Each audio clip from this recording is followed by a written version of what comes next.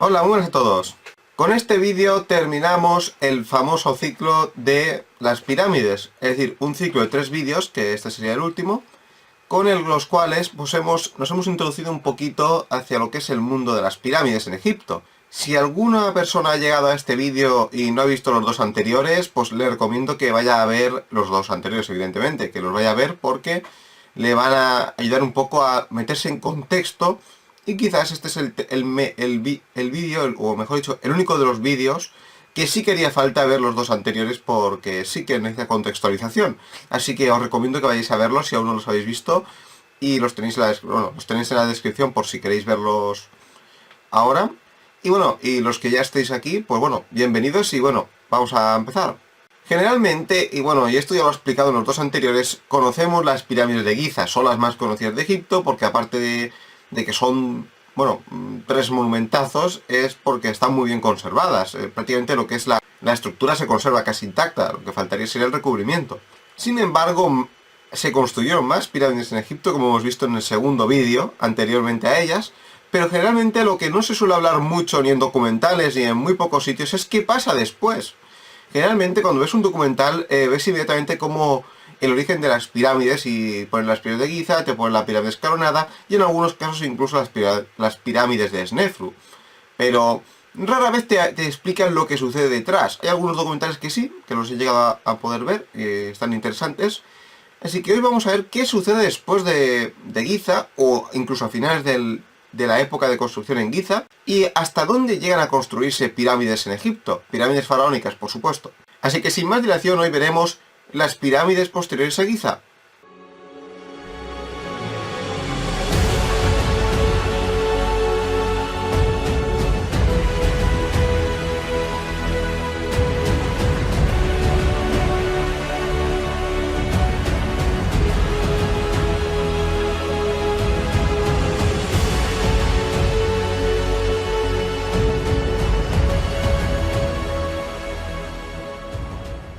Bueno, vamos a irnos a la construcción de la pirámide de Micerinos, o Menkaure, como lo decimos más los que lo decimos en egipcio tradicional y no en la versión griega. En esta construcción de la pirámide de Micerinos parece que tenemos un pequeño problema, y es que o posiblemente el faraón muriera antes de terminarla, porque duró 18 años de reinado y parece ser que no terminó su complejo, o quizás sí, aquí es donde todavía hay un poco de teoría. Sin embargo, parece ser que este complejo fue terminado rematándolo con adobe y no completando el proyecto original. Muchos creen que lo completó su hijo Shepseskaf, pero duró bastante poco tiempo, por lo que es muy difícil saber si realmente lo acabó él, o quizás lo pueda haberlo hecho la reina Genkaus, que es la esposa, o se cree que es la esposa de Shepseskaf, y última reina de la dinastía cuarta, o que el propio Micerino, por algún problema económico, por algún problema que hubiera, pues tuviera que rematar su complejo piramidal con adobe, que es un material por supuesto mucho más blando, más barato que los materiales utilizados anteriormente, como puede ser la piedra caliza. Después de Micerinos tenemos a su hijo Shepseskaf, como he mencionado, y en este caso Shepseskaf se va de Giza, abandona Giza y construye su tumba en Saqqara, que es el complejo funerario que hay, bueno, donde está la pirámide de Zoser y donde, bueno, es una zona sagrada, donde ya desde el predinástico prácticamente ya habían enterramientos, incluso en el periodo tinita, en los primeros periodos del Egipto faraónico ya habían mastabas allí, por lo que es un lugar funerario por excelencia. Pero Shepseskaf no construye una pirámide, construye una mastaba bastante grande, muy interesante de ver, pero no construye una pirámide. Algunos han hecho referencia a que quizás el dogma religioso estaba cambiando, otros que Shepseskaf realmente por lo visto duró solamente 4 años de reinado, por lo que quizás construyó algo más rápido de hacer, aunque se hizo una señora mastaba, una mastaba bastante grande. Y también parece que su recinto fue completado con adobe, parece que fue completado con mucha prisa lo que es el recinto, es decir, ya no solo la mastaba, sino lo que hay alrededor de ella misma. Parece que había mucha prisa en acabar un recinto funerario debido a que su reinado parece que iba a durar poco y tienen que tener la tumba acabada, como hemos comentado antes, es muy importante este detalle. Pero es muy curioso que no se intentara una pirámide. Al durar un pocos años Shepseskaf no se sabe si su esposa, que era Genkaus, bueno, no se sabe a ciencia cierta si Genkaus fue su esposa, se convirtió en reina de Egipto.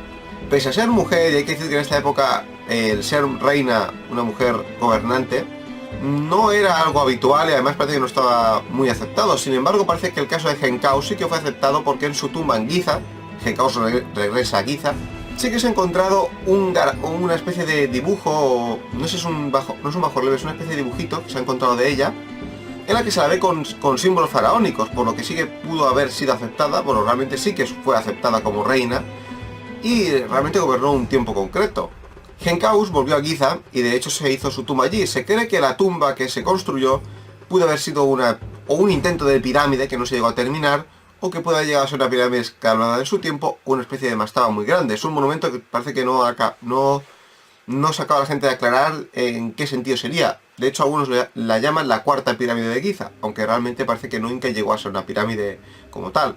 Quizás una pirámide escalonada, como hemos comentado, pero poco más. Al morir Genkaus, ya se termina definitivamente lo que llamamos como la época de Giza. La casa de... Es verdad que parece que ser que la sucesión no es como tal un cambio de dinastía, pero sí se cambia la dinastía por temas simbólicos. Recordemos que el cambio dinástico no existía en Egipto, sino que es una concepción posterior hecha por el sacerdote greco-egipcio Manetón.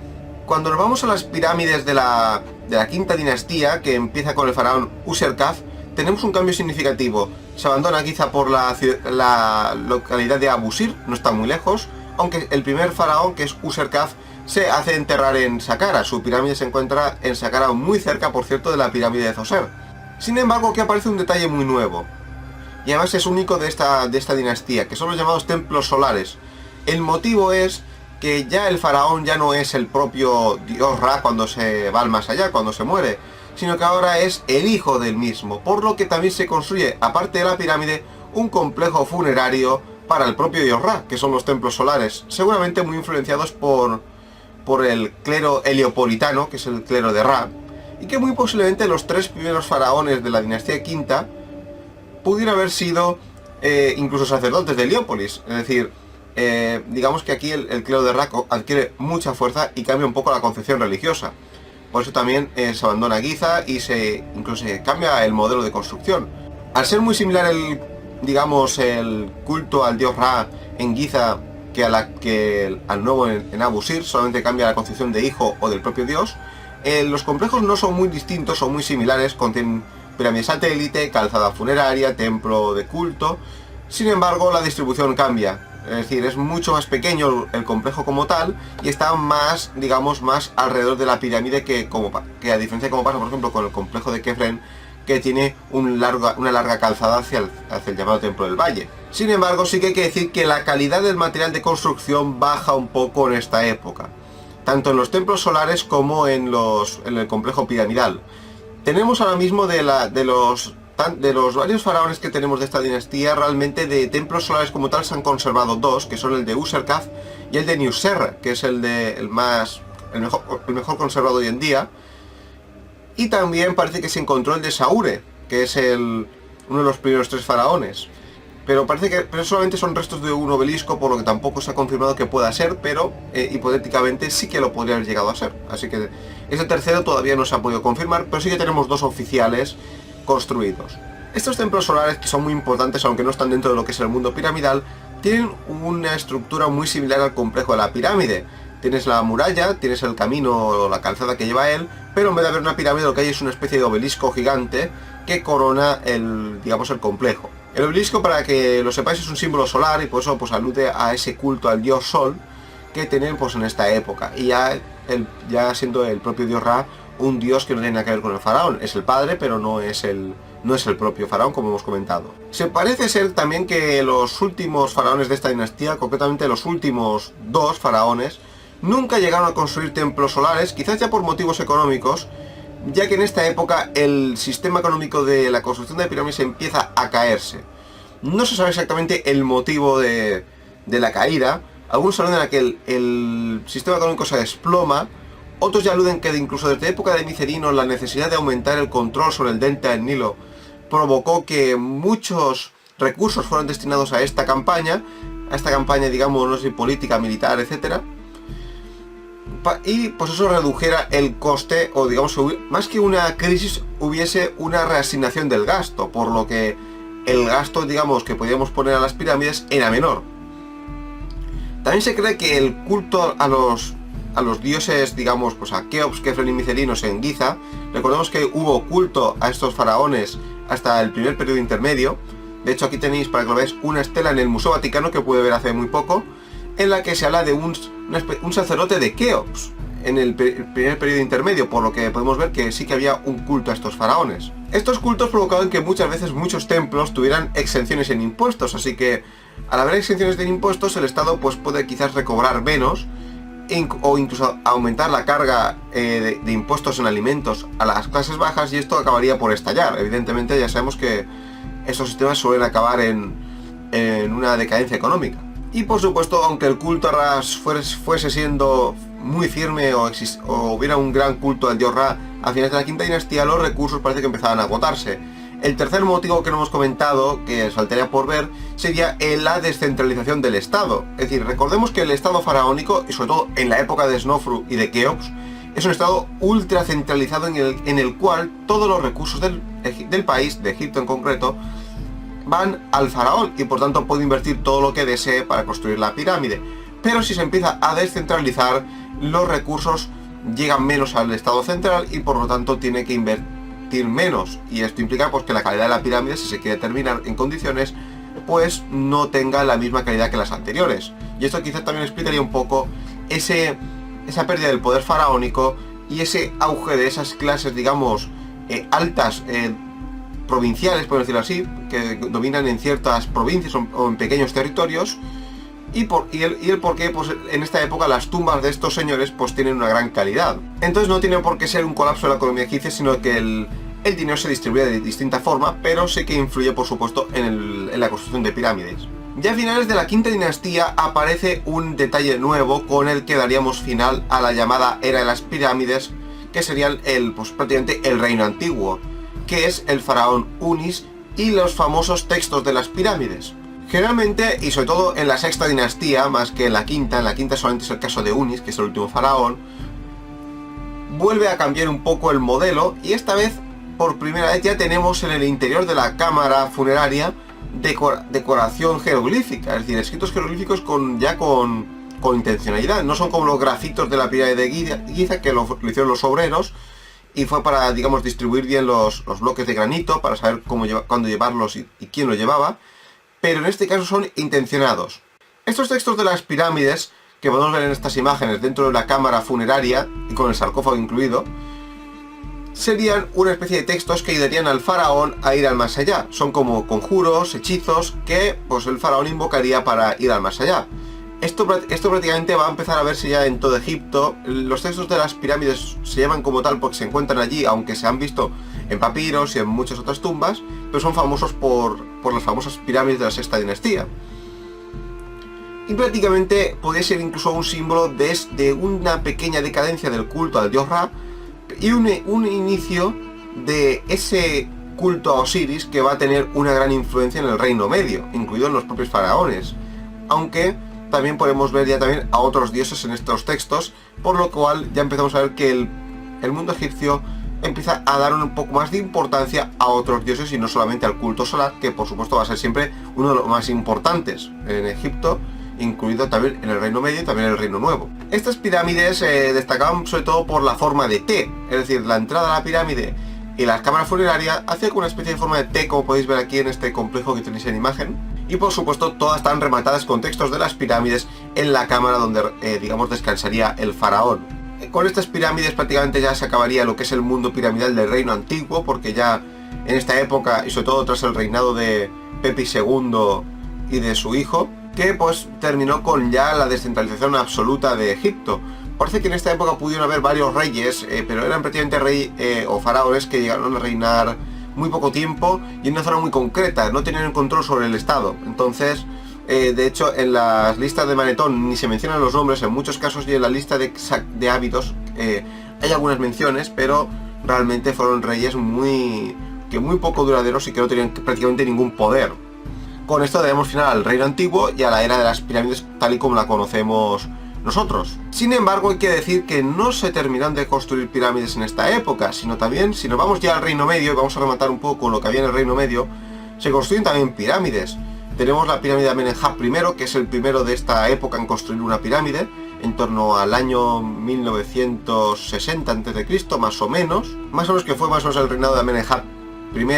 Se construyó, bueno, pues construyó su pirámide, abandonó, digamos, la tumba que construyó sus antepasados, como puede ser Montuhotep II, construye prácticamente un templo muy similar a lo que veremos en el Reino Nuevo, además con una tumba excavada en la tierra, que ya básicamente lo que vemos en el Valle de los Reyes, pero Amenemhat I vuelve a construir pirámide, y además pues sus sucesores también lo van a hacer. Va a ser la última etapa de pirámides que va a durar unos 200 años. Estas pirámides sobre todo destacaron por ese intento de aumentar la seguridad en sus tumbas, porque el recinto piramidal destaca por tener laberintos, y muchos han oído hablar del famoso laberinto de Jawara construido por Amenemhat III, que es uno de los últimos grandes faraones de esta época, y se ha hablado incluso de teorías alienígenas sobre este laberinto, y de teorías de todas esas cosas que mencionan estas personas.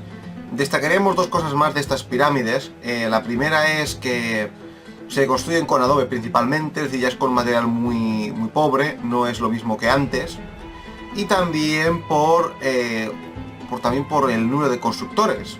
Se cree que más o menos fueron unos 7.000 constructores, lo que equivaldría al 30-40% de lo que se aplicó en la pirámide de Giza, en la pirámide de Keops, para que entendáis un poco pues el cambio de importancia y bueno, pues que ya no se le daba tanta importancia o tanto coste económico, ya no se le daba ese gasto a la construcción de pirámides. Además de que, como podemos ver, se hicieron de adobe y no de piedra caliza, por lo que hoy en día tiene una forma de montaña más que de una pirámide, parece más parte de la naturaleza. En muchos casos, como podéis ver en las imágenes que os estamos pasando.